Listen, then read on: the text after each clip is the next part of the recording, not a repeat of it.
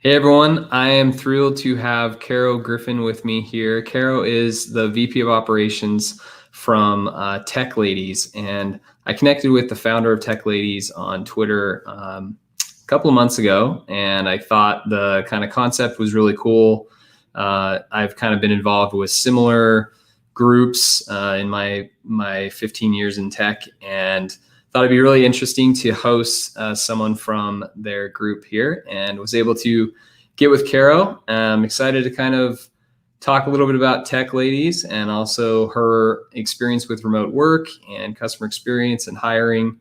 But I'd love to kind of pass the time over to Caro to introduce herself, give a little bit of background of what's going on with her and TechLadies, and we'll go from there. Great. Yeah. So, as you said, I'm Caro Griffin, but I'm most often known as Caroline Syrup on the internet. People always are forgetting my last name and getting that mixed up. As I said, I'm the senior operations leader working at TechLadies right now. I started my career as a developer before making the shift to operations. So that's kind of my background, and I'm really passionate about building sustainable businesses. So most of my experience has been at small mission-driven companies. Most recently, I was the director of ops at Skillcrush, which is a fully remote company in the tech education space. And then after working part-time with TechLadies for a while, have recently come on full-time as VP of ops. So for those of you who aren't familiar, we're a community of over 100,000 women working in tech and all kinds of roles. And our goal is to really help women and other gender minorities level up in their careers. So we have an online community that's really active, and weekly webinars, as well as an active job board. And that's really where we do a lot of our work on kind of the company partner side. And then, I've worked remotely for most of my career. And after spending several years traveling full time, I now live in Mexico City. So that's where I'm calling in from today.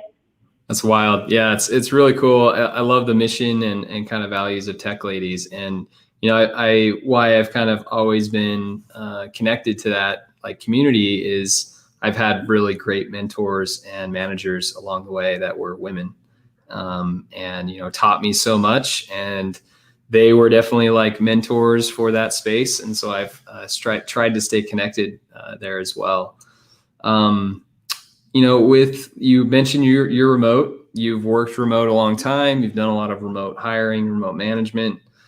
What does kind of the modern workplace look like to you? Remote's definitely a piece of that, but what does it look like to you? Yeah, I think first and foremost, it's asynchronous and flexible, or at least that's the future of what I want to see in a modern workplace. I think remote work obviously became the norm overnight for a lot of us, but we were headed in that direction anyway. And there will always be people in companies who want to share a physical space. But I think we'll see that a bigger and bigger percentages of workplaces are at least partially remote, and then even co-located teams. In order to stay competitive, really, we'll have to embrace more flexibility in scheduling and work from home days, and that asynchronous work will be required to make that happen, which I think is good for business and employees. Yeah, I think that makes a lot of sense. I ran this survey a few weeks ago, and overwhelmingly it was people talking about the hybrid workplace as being kind of the new normal. Yeah. It was just almost around 70% said they preferred this hybrid, where you can kind of have the option to go into work. You can stay at home, maybe don't feel that pressure to be in the office at 8:30. You can come in at 10 or whatever. How has kind of moving toward remote really helped accelerate that, helped businesses create playbooks, and really advance kind of the modern workplace?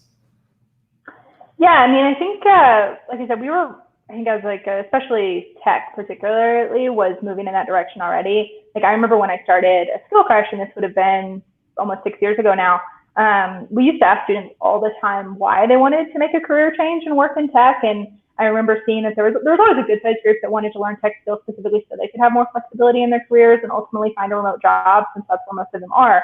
But seeing just how big that group got over the years was just really something to see. It became more than just the people in remote areas and those who were caretakers or were living with chronic illnesses. It really became the norm, and I would say from 20 to 90% in just the course of a couple of years. And now, remote is everywhere in tech, and whether it's here to stay or not. And so I think there's always been companies who've been really resistant to the idea of remote because they don't see how it's going to work. And I think forcing all of us to like see how it's going to work and figure it out and see, like it kind of didn't give us a choice in a lot of ways. And I think that's shown a lot of people that they don't want to work remotely in companies, that they don't want to be remote. But I think it's shown just as much, and I hopefully more people, that like this is totally possible. This is a thing that a lot of companies have been doing for a while now and have been doing well and have been using as a competitive advantage. And so I think it just kind of forced us to figure it out in a lot of ways. Yeah, and certainly like true remote work is easier than working from home during a pandemic, which is what I always say. Yeah, I love that distinction. I keep seeing that everywhere, and it's so true. Like you're not working remotely; you're working during a global pandemic and like a reckoning in the U.S. and just like in a recession and like all of these other things. So this is something we also used to tell students at Skillcrush a lot too these last couple of months, is that it's like, if you can work remotely now and prove to your boss that you can do it with all of this other stuff happening, then like you have so much leverage to like negotiate remote work or flexibility after the fact. I have a huge like corporate crush on GitLab and how they've kind of been able to be the flagship remote company forever. And I had Emily Shario, who was a strategy lead over there on the podcast earlier in the year. And she talked a lot about how they still try and bring people in, keep people together.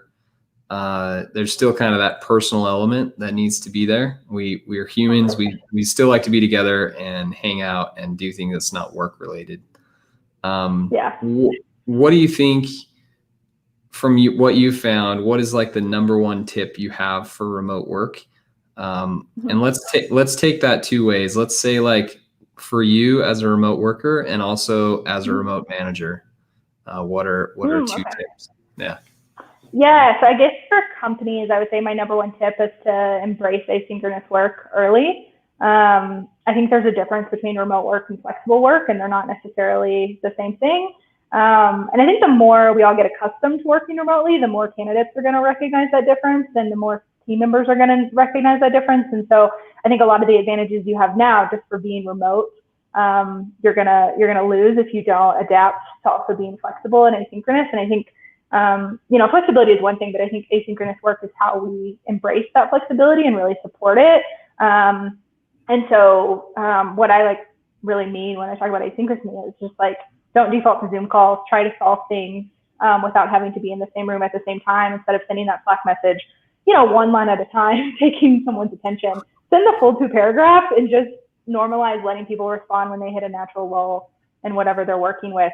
Context switching takes such a huge toll on our productivity. And the more we can hire good communicators who really have good written communication skills and that we trust our employees to be getting work done, even if we don't see their little green active dot on Slack, it's just going to take us so much further.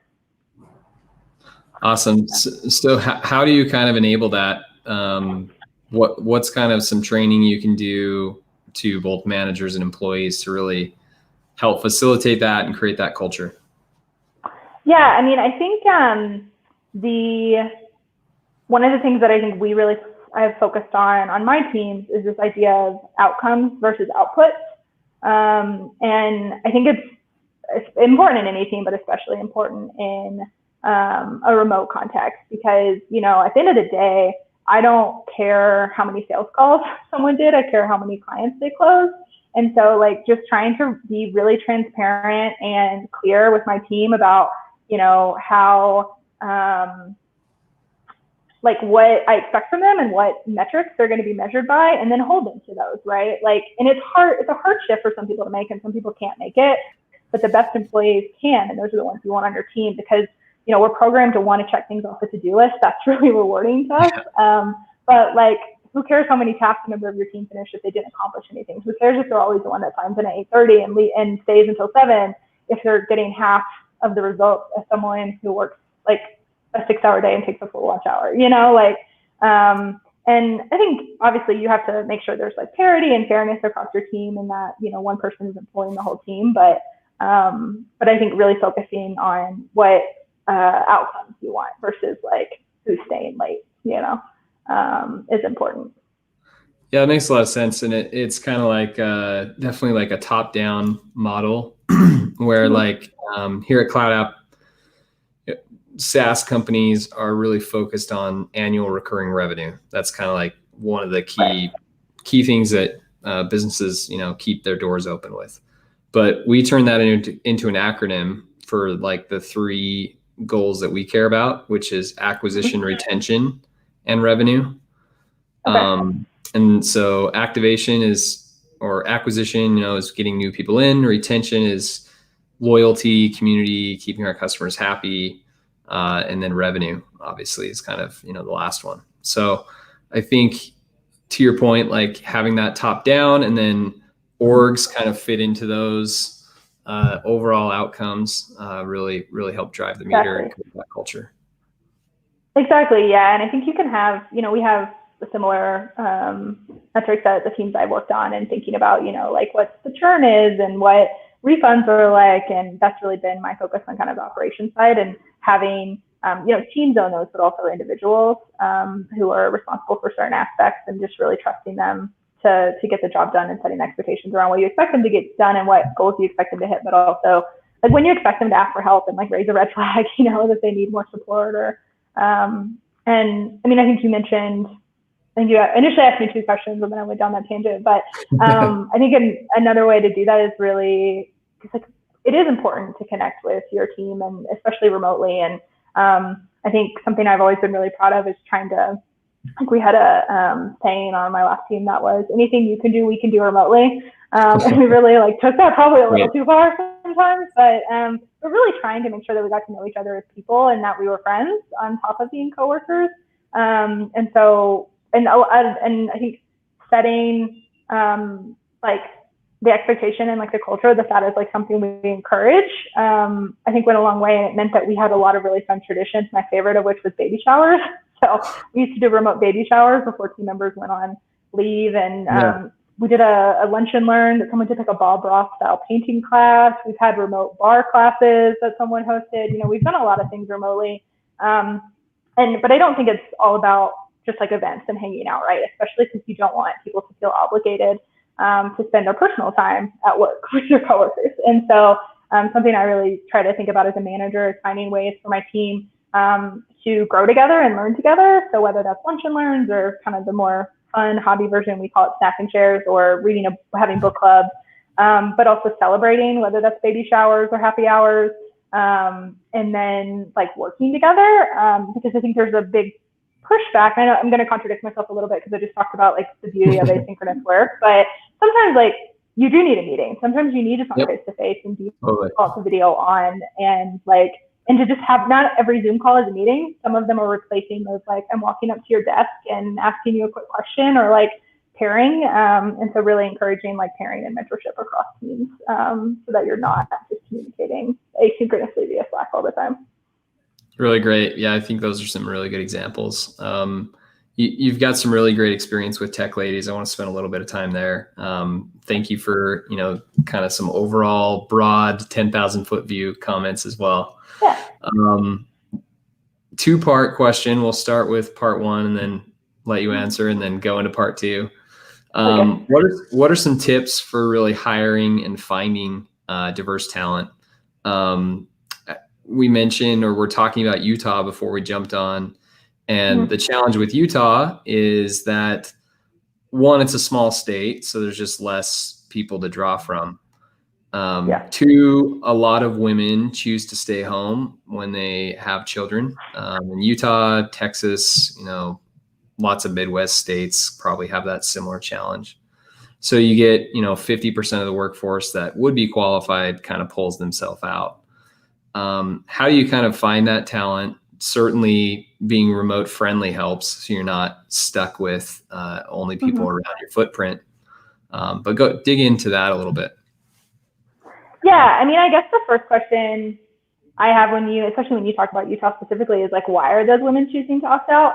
Because I think a lot of women don't opt out because they want to opt out. They opt out because you could argue the word want, but like they opt out because they feel like for whatever reason, that's the best alternative for them, because it's like, Is it because they only option is they feel like it's a 45-hour like work week or because their childcare is so expensive, and or like whatever those cases may be. And so how do you solve for that? And so I think flexibility is a really big driver there, and across men and women, we're seeing more and more on like the HR side that's like flexibility and parental leave are some of the biggest desired benefits Totally. for both genders. And so, I mean, I think, but overall, I think the number one thing that I stress to teams all the time is that you can't expect folks from underrepresented groups, whether that's women or BIPOC or chronically ill or veterans or whoever that is, like you can't expect them to come to you.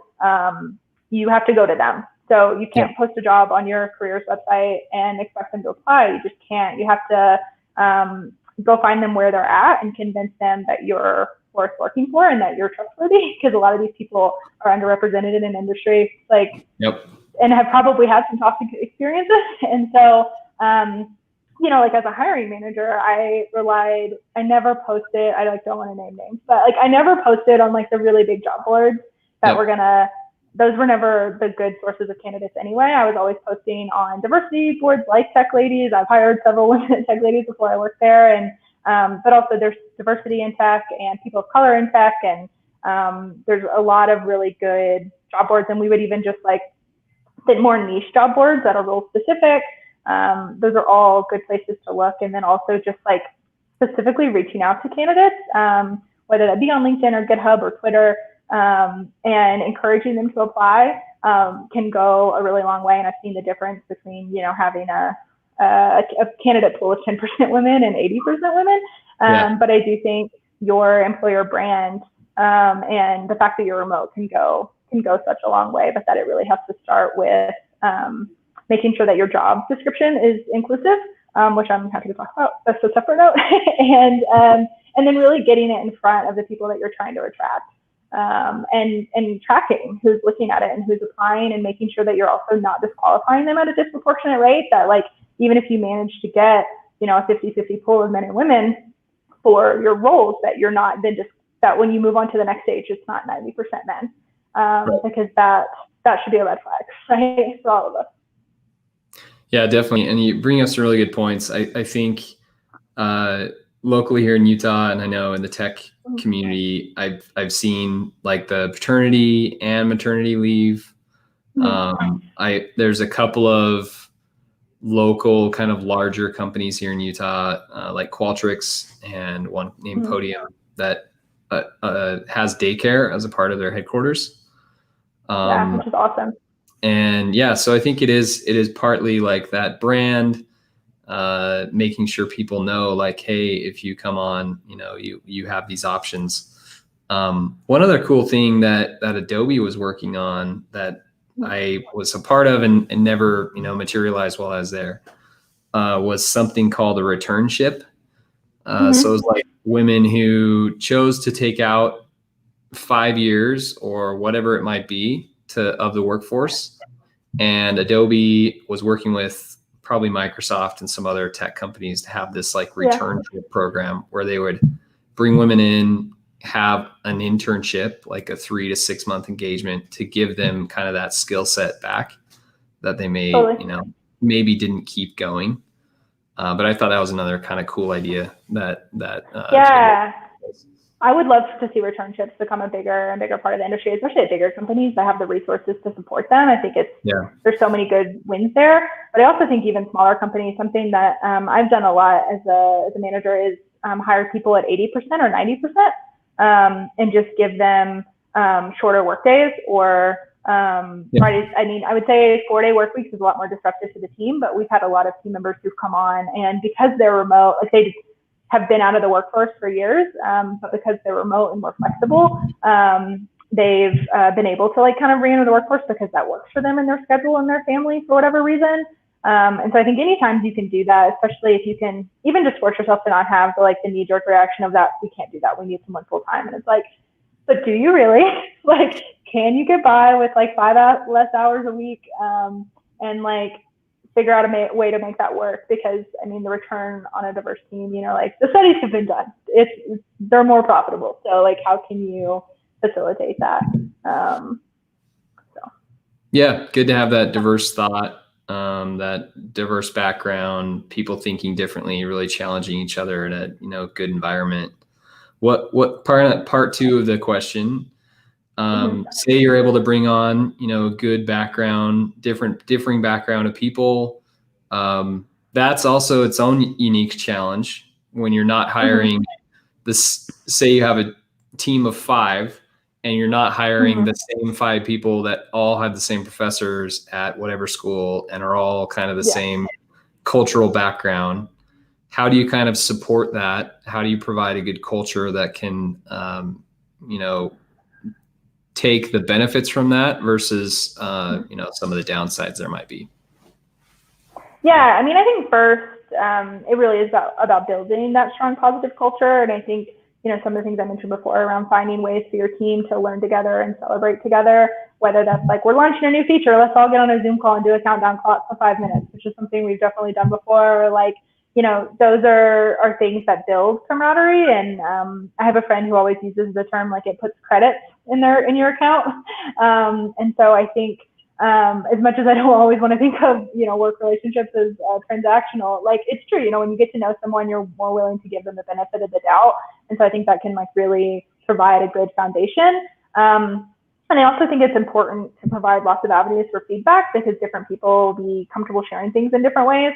I've had team members who feel so comfortable telling me like anything and everything. And then I've had some that I feel like I still have a good relationship with who are still a little bit more shy around being critical or saying when something made them Sure. uncomfortable. And so having an anonymous way for them to give that feedback. And I think also, especially if you're bringing in your first woman or your first Black engineer or whatever the case may be, I think it's important to also to recognize that and to name it, that they're the only one in the room, and say that like you want them to tell you how things are going and give the real answer, and also to try to provide them with alternative support, whether that is a coach that looks like them or has their experience, if there's no one at your company that can provide them with that, and or syncing them up with someone from the other team, and just like giving them that so that they have that resource to say, like, hey, I'm having this problem. Do you have that problem? Having those buddies can really go a long way. And I also think it's like from an institutional level, thinking about everything you do as a company sends a message to your employees. And something I talk a lot about with teams is thinking about the benefits you offer.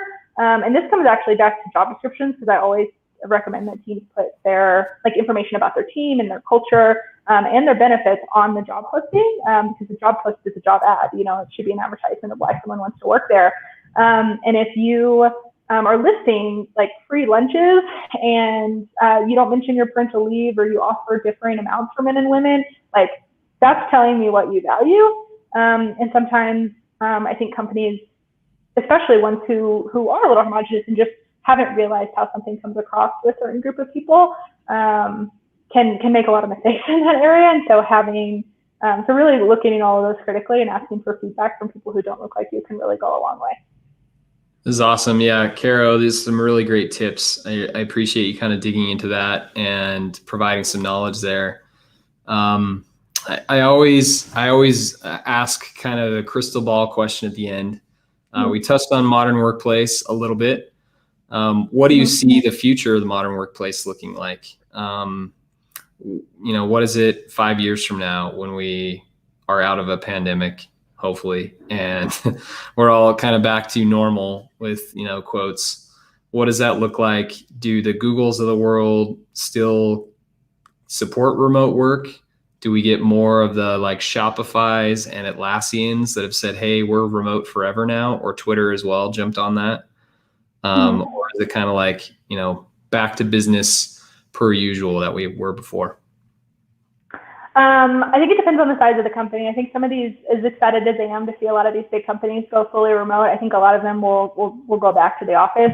Maybe not 100%, but I think particularly bigger companies like that who are trying to be really disruptive and take big things, I think will always have permanent offices, especially for their more executive leadership and like the more senior team members. But I think that and I hope that the modern workplace is more flexible, even when companies do go back to the office. And I like to think that we're also having this push towards more sustainable businesses. And I think the companies that are focused on that kind of runway, and who are focused on, the the more mission driven stuff, I think we'll really embrace remote work. And I think we'll see more of these like GitLab buffers, Basecamp kind of stuff, more Skillcrushes, I hope, more tech ladies. And that's just going to help bring people who've been excluded from tech into tech at a higher rate, whether that is, women or BIPOC or people who have different needs in their workplace. Awesome. Yeah, I think we're on a similar train of thought, which is great. Yeah, I think we're moving toward that direction, which is kind of fun to see it evolve. Yeah, absolutely. Caro, you're great. I appreciate the conversation and taking some time out of your day. Good luck with everything. We'll be in touch, and everyone definitely check out TechLadies. Great place to find that diverse talent, like Caro mentioned, and lots of other resources there as well. And yeah, thanks again for your time. Great. Thanks for having me. Okay. See ya.